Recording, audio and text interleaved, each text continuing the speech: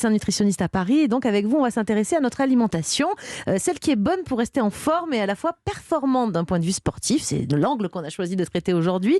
Quand on fait du sport, docteur Lacronière, qu'est-ce qui se passe déjà dans notre corps concrètement ? Eh bien, on a besoin d'énergie pour pouvoir assumer tout ce que le corps va demander. Donc de l'énergie, on l'a en puisant dans ses réserves. On va d'abord utiliser le sucre qui circule, qu'on a obtenu suite au précédent repas. Et puis après, une fois que c'est fait, on va aller chercher les réserves en sucre qui s'appellent les réserves de glycogène, situées dans le muscle. Il y en a également dans le foie. Et puis une fois que les réserves ont été bien utilisées, on va s'attaquer aux réserves de graisse. Et les graisses vont se transformer en sucre pour servir à de l'énergie. Voilà. Jimmy, vous n'allez jamais assez loin en fait. C'est pour ça que vous n'allez jamais taper dans la graisse. Mais j'ai plein de réserves. Des réserves, j'en ai partout, dans le foie, dans la graisse, là où il faut. Mais du coup, au bout de combien de temps je peux espérer les mobiliser si je fais 15 minutes de sport? Est-ce que c'est suffisant? Oula, 15 minutes, je pense que... Pas tout à fait, Jimmy. Désolée. En fait, ça dépend un petit peu de la nature du sport que vous allez faire. Si vous faites du cardio bien intensif, eh bien, au bout de 20 minutes, oui, vous allez toucher à vos réserves de graisse. Par contre, si vous faites un sport plus modéré, il va falloir attendre 30 voire même 40 minutes pour pouvoir aller chercher vos réserves de graisse. Bon, vous s'énervez sur le scooter, Jimmy, c'est pas un sport, hein, je précise. Docteur Lacronière, est-ce qu'on peut accélérer un petit peu ce processus si par exemple, je fais, je sais pas, du sport à jeun, sans avoir mangé? Oui, alors c'est pas une mauvaise idée, hein. C'est ce que dit d'ailleurs certains chercheurs comme Max Lafontant, de pouvoir commencer le sport à jeun. D'abord, certaines personnes peuvent craindre l'hypoglycémie, mais en fait ça se passe en général très bien. Et en effet, on va aller chercher ces réserves de graisse plus rapidement puisque on n'a pas eu d'apport en sucre récent.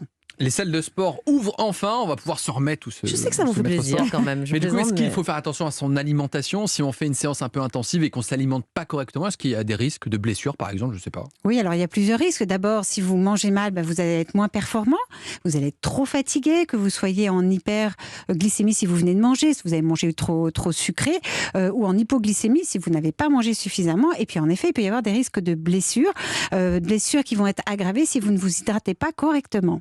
Ça, c'est de quel type de blessure? On parle de tendinite, par exemple, c'est ça? De tendinite, d'atteinte des tendons en règle générale. Et puis, c'est vrai qu'une alimentation trop pro-inflammatoire, la junk food, trop d'acides gras trans... je crois, hein, Jimmy. C'est pas bon pour le le kebab, sport. là, c'est pas terrible. C'est pas tout à fait parfait comme relation, ça. Bon, un sportif ou une sportive, est-ce qu'il a... je parle de gens quand même qui font vraiment du sport, là. Hein, effectivement, je ne vous regarde pas, Jimmy.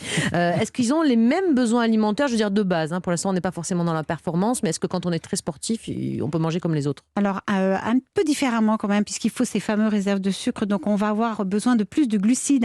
La population classique va avoir besoin de 50% de ses calories sous forme de glucides. Pour les sportifs, les sucres, hein, les glucides, voilà, c'est ça. On sera plutôt à un minimum de 55%.